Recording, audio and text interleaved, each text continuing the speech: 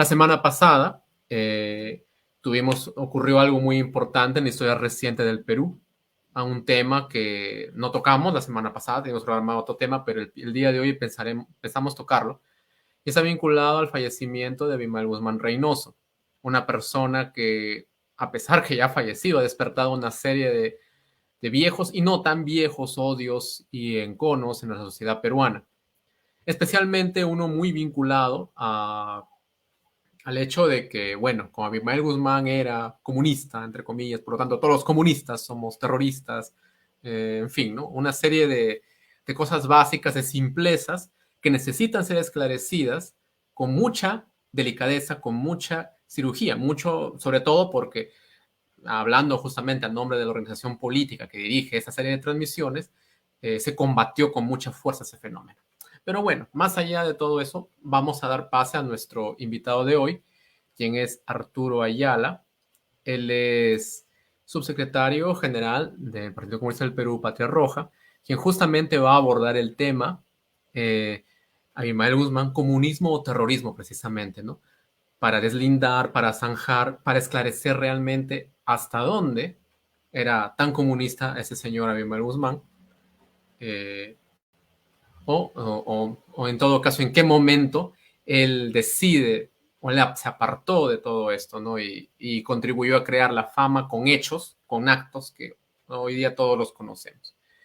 Muy bien, vamos al paso entonces a Arturo Ayala, que nos va a explicar con más detalle estos temas, dado que él es politólogo graduado de la Universidad Nacional Mayor de San Marcos. Entonces, sabe mucho más que nosotros sobre este tipo de temas. Arturo, entonces el micrófono es todo tuyo. Buenas noches a todas y todos, especialmente saludamos al Comité Regional César Vallejo de La Libertad, de nuestro partido, y les agradezco por la invitación. No sé si se escucha bien, Luis, me dice si se está escuchando bien. Sí, se escucha perfecto, se escucha bien. Perfecto.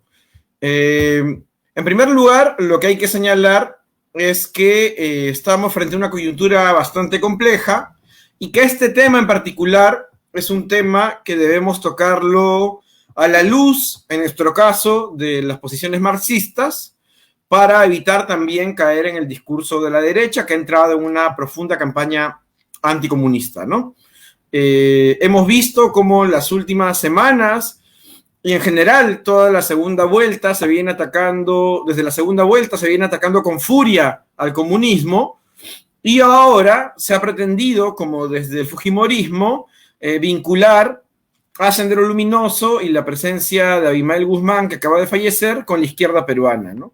Y acá hay que hacer algunas aclaraciones y deslindes que deben ser, digamos, afirmados de manera contundente.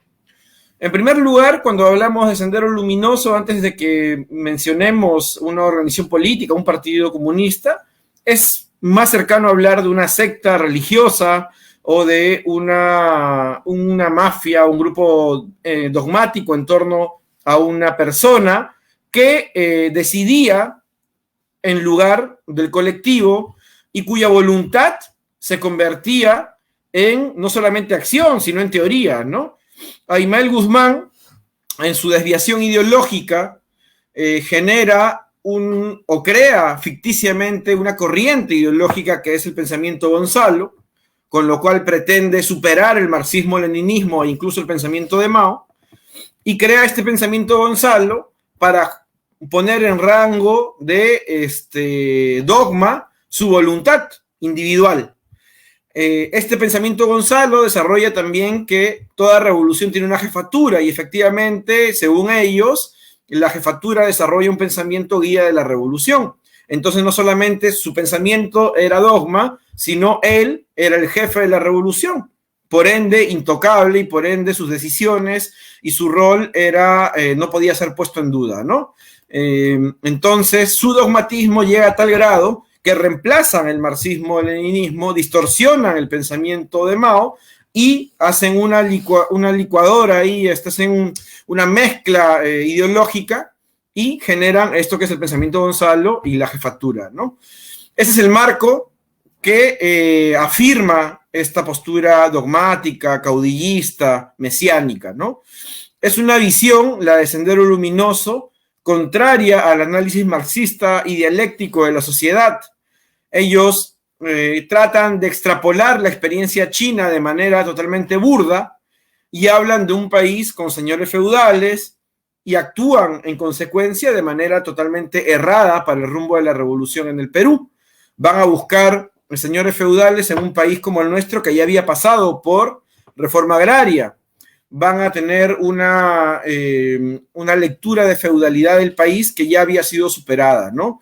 Era en la práctica una lectura anterior, incluso contemporánea, al tiempo de Mariátegui, que nosotros lo hemos leído, y lo que hace Sendero Luminoso es distorsionar efectivamente el análisis de la realidad peruana, ¿no? Y en esta actuación dogmática, ellos van a ver a la izquierda peruana como un enemigo que supuestamente les impedía llegar al pueblo peruano, ¿no? Y que hacían que el pueblo se distraiga, según ellos, en elecciones. En el año 1980, Sendero Luminoso inicia sus actividades armadas en Chuchis, ¿no? Tratando de boicotear las elecciones de ese año. Elecciones en las cuales la izquierda participó. En el caso de Patria Roja participamos como UNIR con la candidatura del fundador del SUTEP, Horacio Ceballos Gámez, y obtuvimos una votación muy interesante e ingresamos al Parlamento.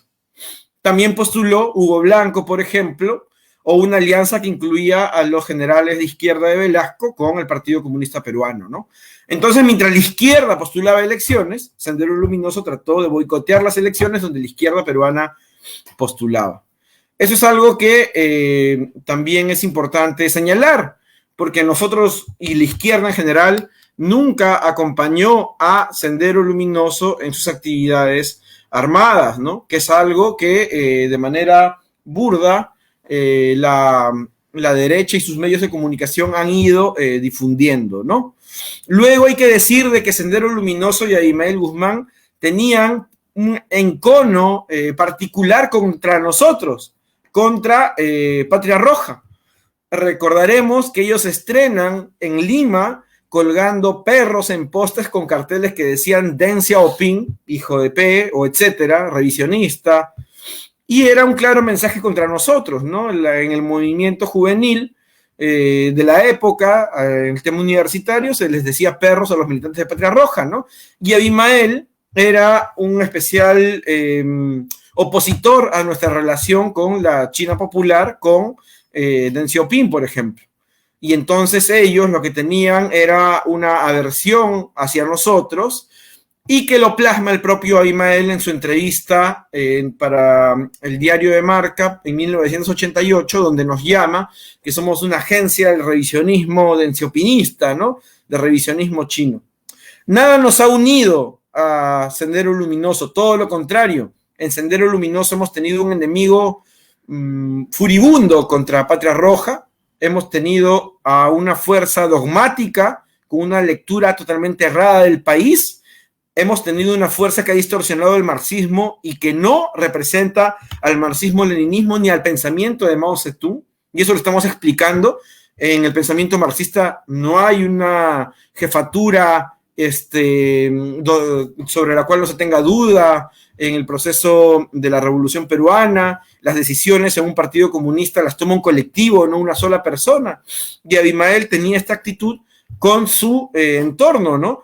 Recordemos las sospechas que hay sobre lo de Morote, cómo se le entrega a él, o la muerte de Augusto Latorre, o el caso de Feliciano, que le disputa y lo manda al Brain prácticamente como un exilio, ¿no? Y luego Feliciano va a romper con el acuerdismo y va a formar Proseguir y van a terminar de chalecos de narcotraficantes, que es lo que hay ahora en el Brain, ¿no?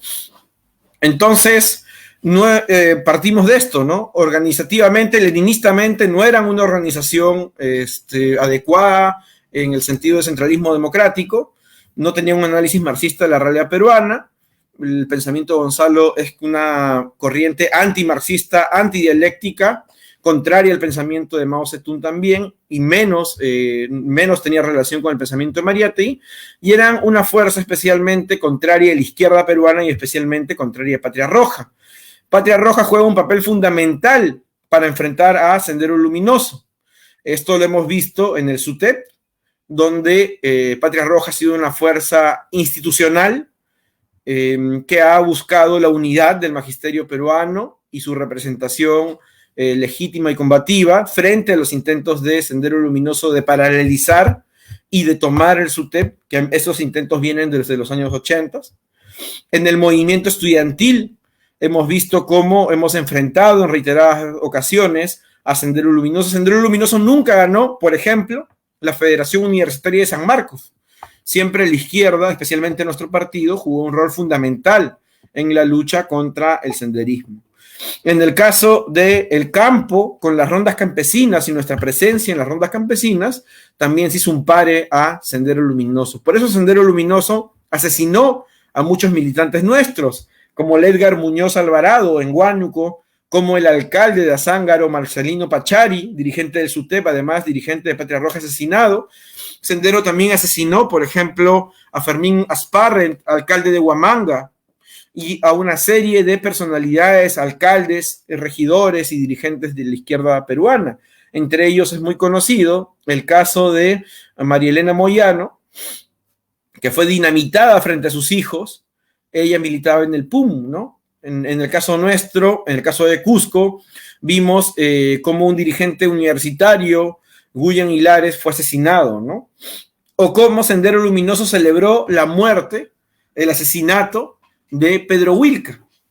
En general, cuando hablamos de Sendero Luminoso, hablamos de una fuerza que ha hecho lo que la derecha ni siquiera se atrevió a hacer, que es matar directamente a los dirigentes de la izquierda peruana, en masa. La derecha lo hizo a través de dictaduras y grupos paramilitares, pero Sendero Luminoso fue mucho más contundente en ello.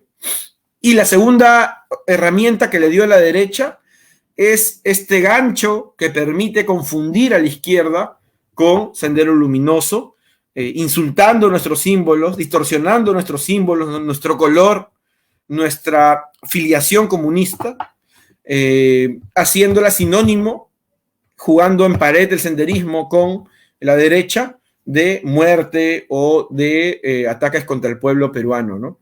En ninguna parte de la doctrina marxista se señala tener una actitud como la que tuvo Sendero Luminoso, de destrucción de las comunidades andinas, de ataques vehementes contra nuestro pueblo, de genocidio abierto. Recordemos nuevamente la entrevista del año 88 en el diario de Marca, cómo Abimael Guzmán se refería al caso de Lucanamarca, donde murieron niños y ancianos con palos y piedras del senderismo. ¿Cómo lo señala Abimael? Como una venganza contra las mesnadas del ejército. ¿Cómo lo señala? Como un acto en el cual se vanagloria y dice textualmente que fue un acto pensado por él, y él dice que fue del Comité Central además, ¿no? De él y del Comité Central de Sendero Luminoso. ¿Cómo es un acto orgánico este asesinato de campesinos, ¿no? Eso no existe. Eso nunca ha existido en la Revolución China tampoco. Esto es un acto polpotiano. Sí ha tenido relación, si vemos en la historia, la experiencia de Pol Pot con la de Abimael Guzmán, experiencias que lo único que hacen es distorsionar el marxismo y darle herramientas al enemigo de clase para atacarnos, ¿no? Entonces, esta exposición lo que pretende es sostener un deslinde, digamos, claro con el senderismo sin caer en el discurso de la derecha. Nuestro deslinde con el senderismo se da en términos de marxistas-leninistas, se da en términos ideológicos, orgánicos, políticos, sociales. El senderismo reemplaza el interés colectivo de la clase trabajadora y de la clase campesina e impone su interés particular como organización, y por eso vimos el grado de matanzas, de destrucción del campo, ¿no? A los campesinos medianamente poseedores, ¿no?, de ganado o de tierras, Sendero Luminoso fue muy brutal contra ellos, ¿no? Recordemos cómo Sendero Luminoso destruía cooperativas campesinas, mataba el ganado, mataba la pequeña productividad que existía en el campo. Entonces, Si Sendero Luminoso, que tanto le gusta la Revolución China, se hubiera topado con el padre de Mao, que era un campesino mediano, lo hubiera asesinado.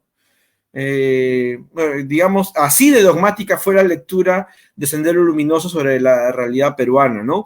Y Abimael era un cobarde, esencialmente un cobarde, que mientras le pedía a su gente morir en luminosas trincheras de combate en las cárceles y organizaba motines que llevaron a la muerte de cientos de sus militantes, él estaba muy cómodo y se entregó de manera muy fácil, ¿no? Y el senderismo rápidamente, una vez capturado a Abimael Guzmán, empezaron negociaciones muy alegres, ¿no? Recordemos a Abimael, a Montesinos llevándole una torta de cumpleaños a Abimael, junto con Rafael Merino, que es un personaje muy oscuro. Recordemos a Abimael en su acuerdo de paz, en la cual le tira flores a Montesinos y a Fujimori, y lo que negocia son beneficios penitenciarios para él y su esposa, ¿no? Mientras sus militantes morían en las cárceles, él lo que buscaba era tener una cárcel conyugal, una cárcel matrimonial, que es lo que consiguió. Y como en universidades, como el caso de San Marcos, con la intervención fujimorista, el senderismo se dio de la mano con el fujimorismo para eliminar al resto de la izquierda, y casi todos los docentes universitarios de Patria Roja, por ejemplo, fueron expulsados de la universidad. Lo que vemos en la historia peruana, que es la historia que no va, la historia del movimiento estudiantil, el movimiento político-social, que es la historia que no va a contar la derecha ni sus medios de comunicación, lo que vemos es una tradición de colaboración entre los intereses de la derecha peruana, la ultraderecha y el senderismo, ¿no? Su ataque contra la izquierda, su ataque contra partidos como Patria Roja, su colaboración efectiva en el caso de las universidades, ha sido una constante. Y lo que creemos es que lejos de esta ficción que la derecha creó para confundirnos con el senderismo, los que más van a extrañar a Abimael Guzmán son los fujimoristas y la derecha peruana. La hoz y el martillo fue estigmatizada por acción del senderismo. En países como Chile, el Partido Comunista acaba de ganar la alcaldía de Santiago. En Montevideo, en Uruguay, el Partido Comunista es parte del gobierno. En países como Brasil, el Partido Comunista es un partido grande que apoyó la candidatura y la presidencia de Lula y Dilma, por ejemplo, ¿no? En diversos países los partidos comunistas no tienen los problemas que tenemos acá, donde por salir con una bandera, con la hoz y el martillo, de manera ilegal podríamos ser señalados como apologistas de Sendero Luminoso y el terrorismo, ¿no? Por eso nosotros no renunciamos a la reivindicación histórica de nuestros símbolos ni nuestra ideología. Defendemos el marxismo-leninismo y defendemos el pensamiento de José Carlos Mariátegui. La hoz y el martillo significa la unidad entre la clase trabajadora y campesina, un símbolo universal, mundialmente usado por los comunistas, ¿no? Hace unos días hemos tenido la visita de el presidente de Irlanda a la tumba de Antonio Gramsci, ¿no? Secretario general histórico del Partido Comunista Italiano, o López Obrador, que por su aniversario patrio visitó la tumba de un dirigente comunista magisterial, ¿no? Con toda la simbología de hoz y martillo. Entonces, acá vivimos un fenómeno muy complejo, curioso, y lastimosamente es algo contra lo que tenemos que luchar, ¿no?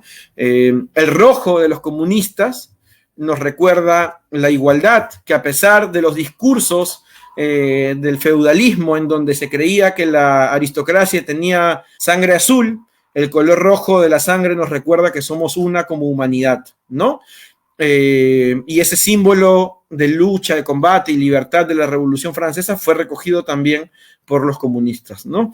Es importante aclarar y defender la postura, nuestra ideología, ¿no? No tenemos los medios de comunicación ni los recursos que tiene la derecha, pero este tipo de espacios, y por eso saludamos al Comité Regional de la Libertad, nos permite hacer un deslinde al respecto. Hoy Patria Roja constituye una organización que lucha justamente por los cambios históricos de la patria, se enorgullece de ser comunista. Estamos a pocas semanas de nuestro aniversario y queremos ese día, el 7 de octubre, y en general en la programación que vamos a realizar, reivindicar la tradición comunista de José Carlos Mariátegui, de César Vallejo, de Carlos Oquendo de Amat, de tantas y tantos dirigentes, militantes, artistas, poetas, comunistas. Somos la continuidad de un proyecto de diversas generaciones. Los comunistas han existido desde hace mucho y seguirán existiendo en lucha franca y abierta por conseguir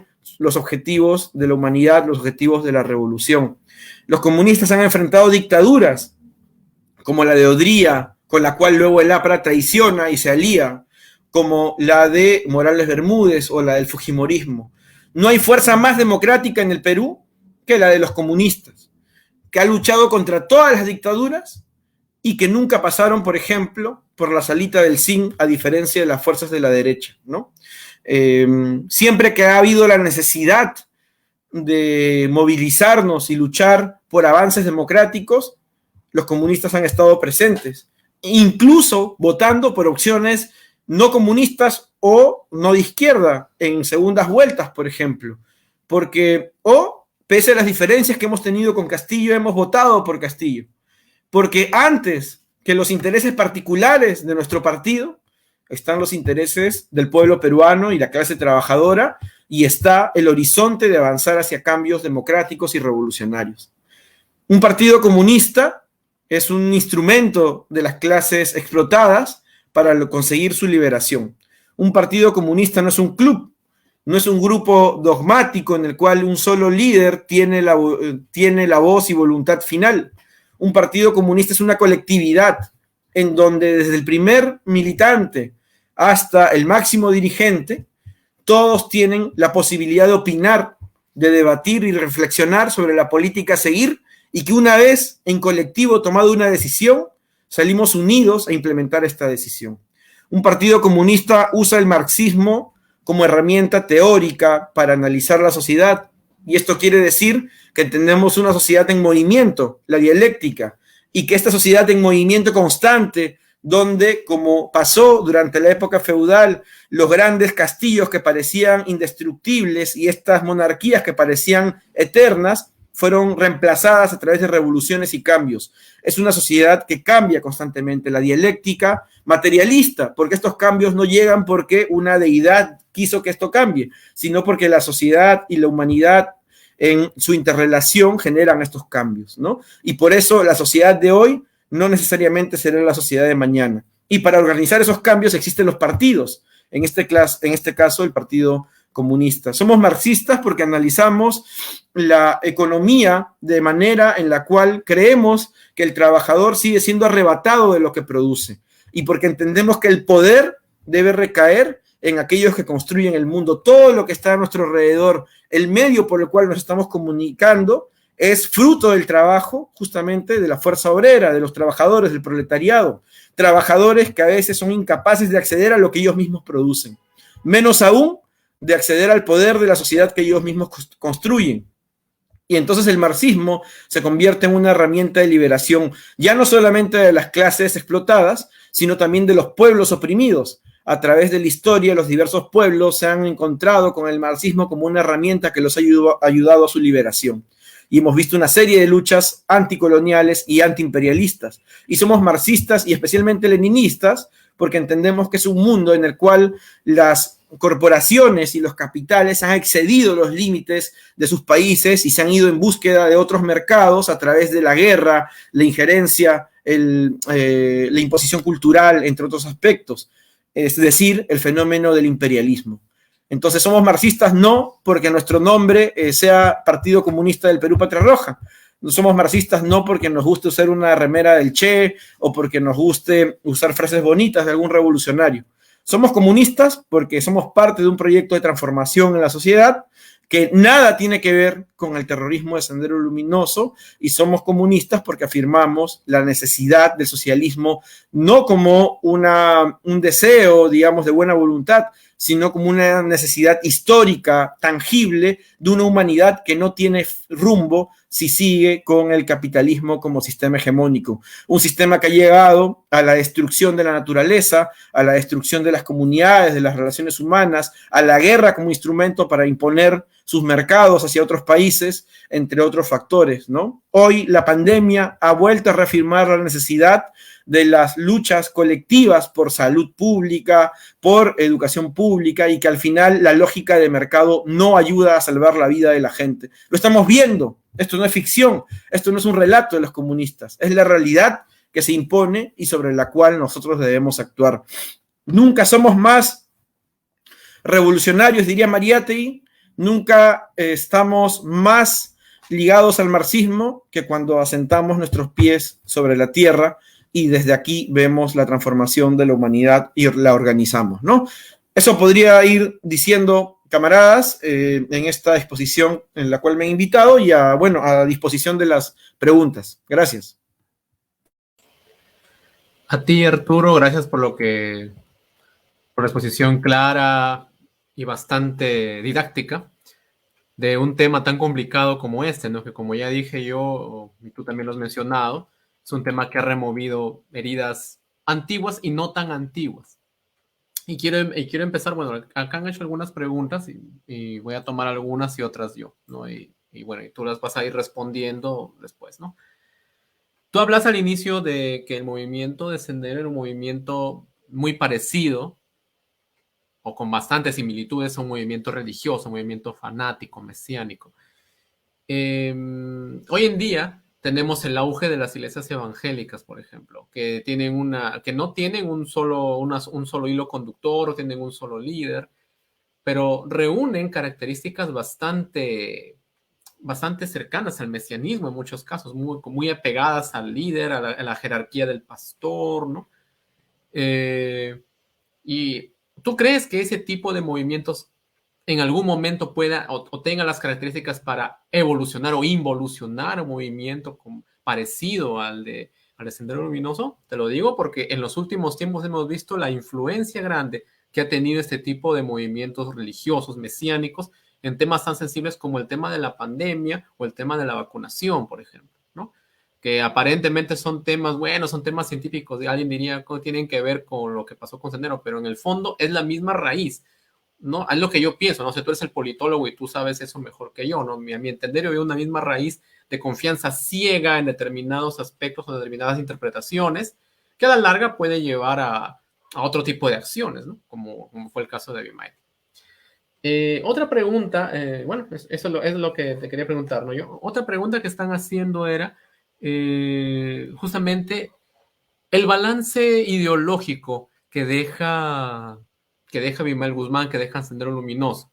Todos ya conocemos el balance de muertos, el balance de víctimas, pero en lo que a nosotros corresponde, creo yo, también es importante ver el balance ideológico, ¿no? Cómo en la actualidad esta influencia de Sendero Luminoso ha originado que mucha gente se corra de la izquierda, ha originado fenómenos tan perversos como el del terruqueo, ¿no? Que ha estado a flor de pique y continúa todavía presente en la actual coyuntura, ¿no? Con la conjugación del verbo, ¿no? Yo te terruqueo, tú me terruqueas, él te terruquea, nosotros terruqueamos, otros terruqueáis, o sea, todos nos decimos esto y no vamos al asunto, sino que preferimos descalificar al otro con eso. Ah, no, tú eres un terruco, yo soy un terruco, él es un terruco, y con eso ya asunto zanjado y no hay que escuchar.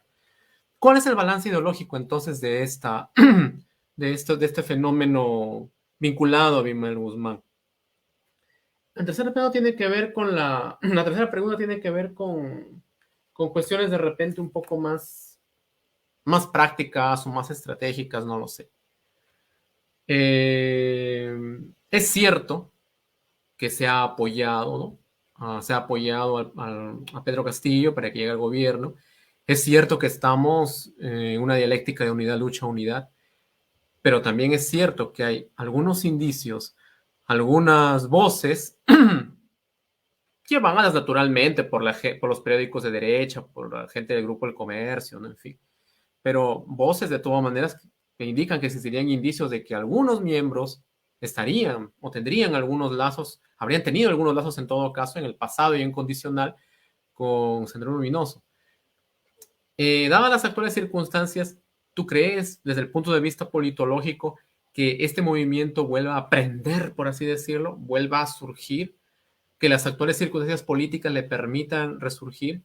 Después de la muerte de Abimael, por ejemplo, ¿es posible que haya un nuevo liderazgo así de mesiánico? ¿O tal vez las circunstancias han cambiado tanto, ya la gente de repente está tan cansada que no saben quién creer, o en todo caso la tecnología ha avanzado tanto que impide, ¿no?, que ese tipo de cosas surjan, ¿no? Son cuestiones, sobre todo desde el punto de vista politológico, que estoy seguro que sobre las que tú nos vas a ayudar, ¿no? Porque son cosas que se entrelazan tanto y que parecen tan sencillas de responder, pero en el fondo no lo es así, no es tan fácil. Por favor, te escuchamos, a ver. Muchas gracias, Luis. Y reitero la felicitación al Comité Regional por esta invitación, ¿no? En primer lugar, cuando hablamos del dogmatismo, se presenta en diversas expresiones en la sociedad peruana. Como tú lo has dicho, hay una serie de iglesias, por ejemplo, que no es novedad que juegan un rol político, con un discurso bastante conservador.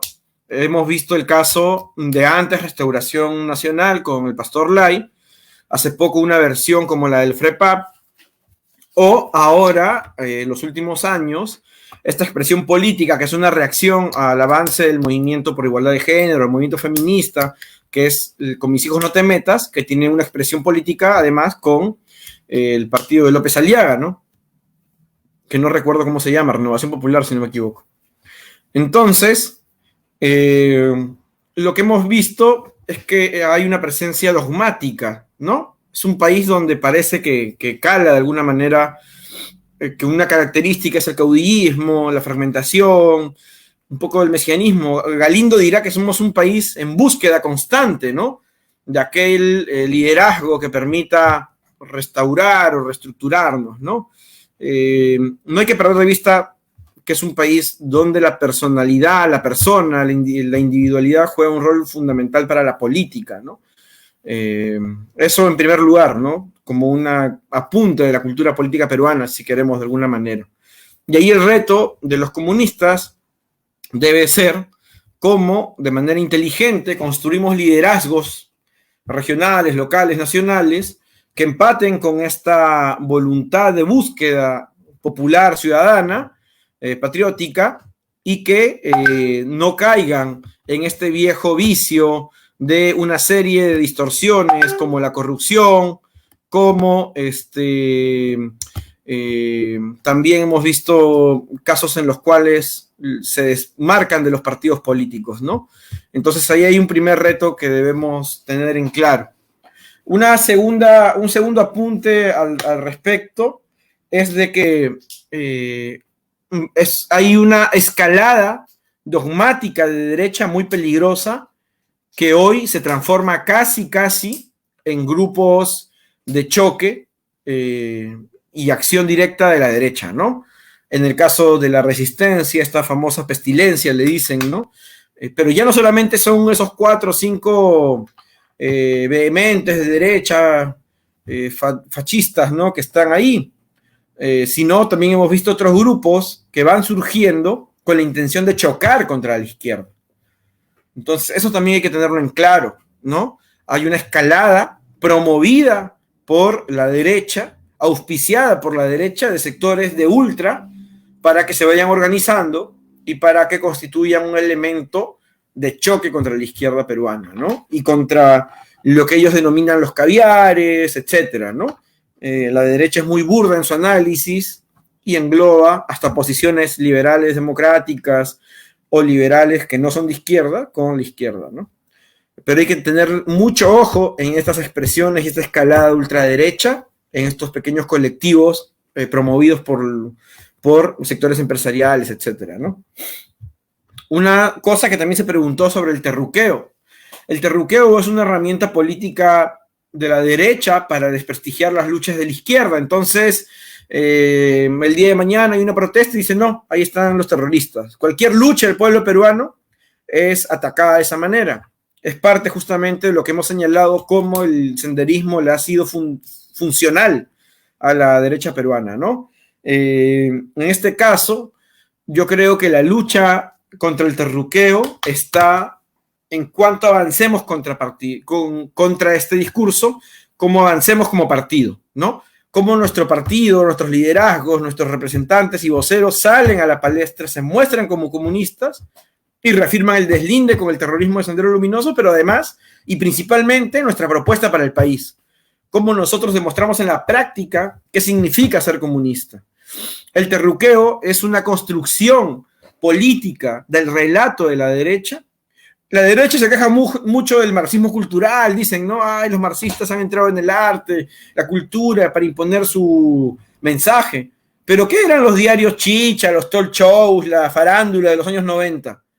¿No era justamente un conjunto de articulaciones culturales, neoliberales, de derecha, para imponer un discurso, un relato político, donde tenías a Laura Bozzo lavando la cara a Fujimori y a Montesinos, donde tenías una serie de artistas ligados a la mafia, a la dictadura, repitiendo los discursos como hasta ahora contra el comunismo? En esta segunda vuelta hemos visto a media farándula, media no, toda la farándula, media selección peruana o tal vez la mayoría. ¿No es eso también ataque cultural anticomunista? Efectivamente. Ellos han construido un relato y está bien, porque así, digamos, se quitan la máscara y podemos ver en qué lado de la política están estos sectores que por lo general se muestran como neutrales, ¿no?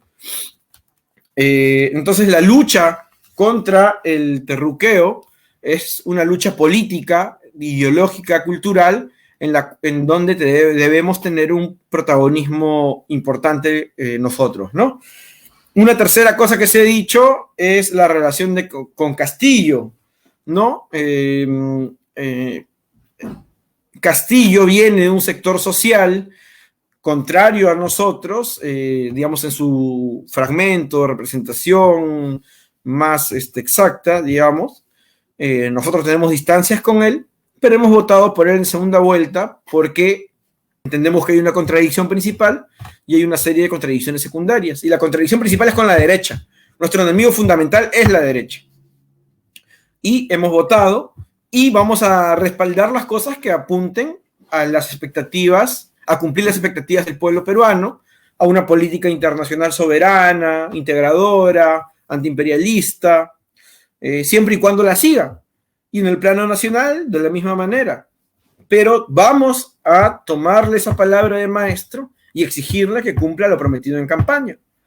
Ya hemos visto que ahí todavía hay un gran déficit, pero todavía estamos algunos meses, muy pocos todavía, y esto recién empieza, ¿no?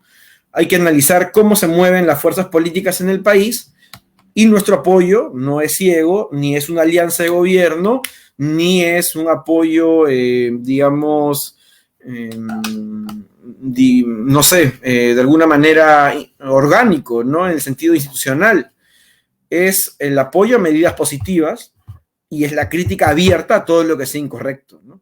Es incorrecto, por ejemplo, que desde el Ejecutivo se avale, se sea juez y parte y se avale un sindicato paralelo al SUTEP, que el primer día de gestión de un ministro lo use para legalizar un sindicato contrario al SUTEP.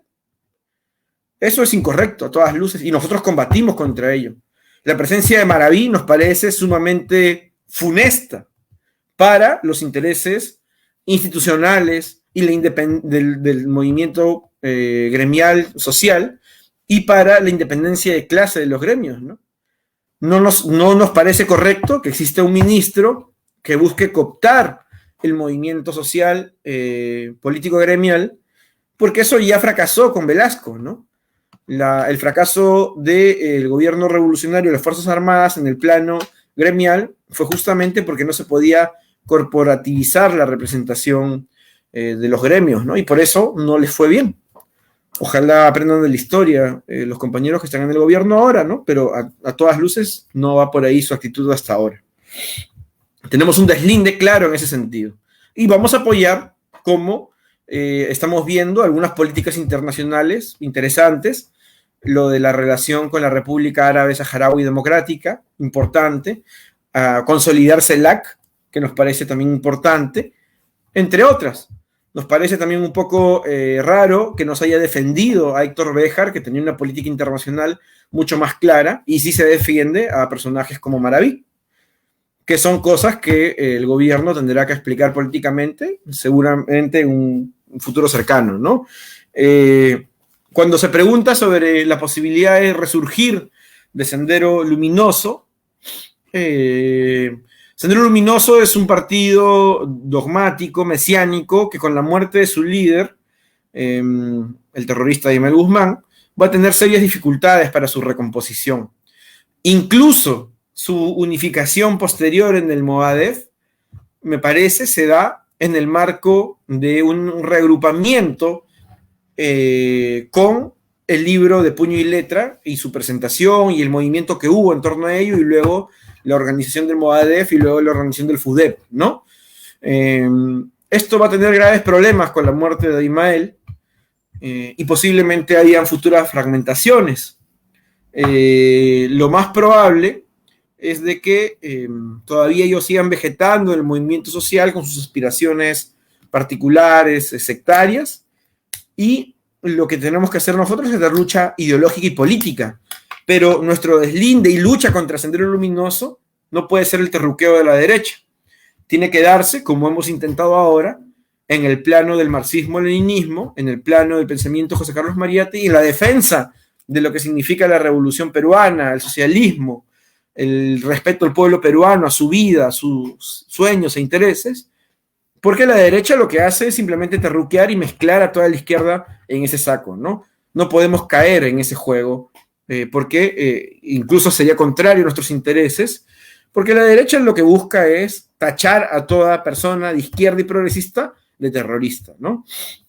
Finalmente, hoy es importante reivindicar, reitero, el papel de los comunistas, que en la historia de la patria han luchado por libertades democráticas, por avances para los trabajadores, para los campesinos, por una sociedad más justa, igualitaria, ¿no? La derecha trata de ponernos el San Benito de autoritarios, pero la derecha ha sido la que con cada dictadura ha gobernado muy cómoda, y hoy extrañan golpes de Estado, y hoy extrañan vacancias, y buscan el poder de manera incluso contraria a su propia institucionalidad liberal burguesa. La derecha entiende mejor la lucha de clases que la izquierda. Ellos usan cualquier mecanismo para cooptar el poder, para ejercer el poder. Y lo que corresponde es organizarnos, porque las revoluciones no se improvisan, se organizan, como diría Lenin, ¿no? Y hoy justamente estamos viendo las limitaciones que tiene Castillo y los compañeros de Perú Libre en la gestión del Estado, ¿no? Se tiene que ver muy de cerca la correlación de fuerzas, se tiene que ver la idea de proyecto en conjunto, la unidad de las fuerzas populares y el movimiento social, porque la derecha va a jugar a fragmentar, dividir, golpear y aislar al gobierno, en el cual le va a ofrecer garantías de gobernabilidad si se deshace de uno u otro elemento de la izquierda peruana, ¿no? Algo que es un juego en el cual ojalá no caiga el gobierno de Pedro Castillo, ¿no? El rol de Patria Roja debe ser acompañar las luchas del pueblo peruano, del movimiento social, exigir las reivindicaciones prometidas en campaña electoral y avanzar hacia un plano superior de idea de proyecto nacional de desarrollo que la derecha peruana ha sido incapaz de darnos, ¿no? Mariátegui decía con razón de que la burguesía en el Perú era clase dominante, pero no clase dirigente, incapaz de proyectarnos hacia el futuro, pero muy hábil para robar, saquear, corromper, muy hábil para conservar el poder, y se desespera mucho cuando no lo tiene o cuando no tiene el gobierno como ahora. En eso queríamos reafirmar nuestro mensaje, que es un mensaje de unidad, crítico, porque siempre hay que ser crítico en el análisis de los fenómenos políticos, si no, no seríamos marxistas, usando la dialéctica, usando el materialismo dialéctico en este análisis. Creemos que el camino es interesante y que el ataque de la derecha lo que ha hecho es abrir una serie de preguntas, interrogantes entre los jóvenes, por ejemplo, sobre qué significa ser comunistas. Y entonces nosotros tenemos que estar allí para decirles que tienen un proyecto en Patria Roja, es un proyecto serio, de largo plazo, contundente, para cambiar los destinos del país, y vamos a seguir en esta lucha. Muchas gracias, camaradas. A ti muchas gracias por darnos los alcances con mucha claridad acerca de este tipo de temas. Es muy importante tener mucha claridad, ¿no? Algo que justamente la derecha no tiene, ¿no? La derecha simplemente dispara y por bloquear, por hacer cosas. En cambio, mientras más claridad se arroja, mientras más claridad en los conceptos se difunde, se contribuye también a que la gente se aleje de los mesianismos. Justamente donde hay racionalidad, donde hay pensamiento crítico, hay mucha más lejanía de los mesianismos y hay una mayor, hay mayor metodología, hay mejores condiciones para evitar caer en eso, ¿no? Mientras más pasionalidad o más pensamiento ilógico haya, más mesianismo puede haber. Lo contrario, más bien retrasa este mesianismo. Y es justamente nuestro deber contribuir en esta lucha.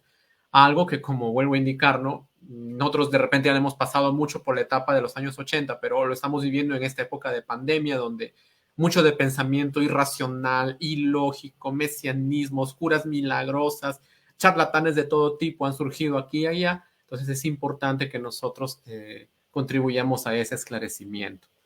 Entonces te agradezco mucho por haber venido esta noche aquí a este espacio, a este pequeño espacio que manejamos del Comité Regional César Vallejo, y esperamos tenerte en otra ocasión. Esperamos también que a todas las personas que nos han seguido hayan salido satisfechas de esta exposición. Por favor, tus palabras finales, de repente alguna invitación, algo que quieras decir. No, solamente reiterar la felicitación al Comité Regional y a todas y todos los que nos escuchen, la invitación siempre a seguir debatiendo, reflexionando, y tienen en Patria Roja una organización seria para el debate, la reflexión y la organización de los cambios que el país requiere, ¿no? Muchas gracias, nos vemos.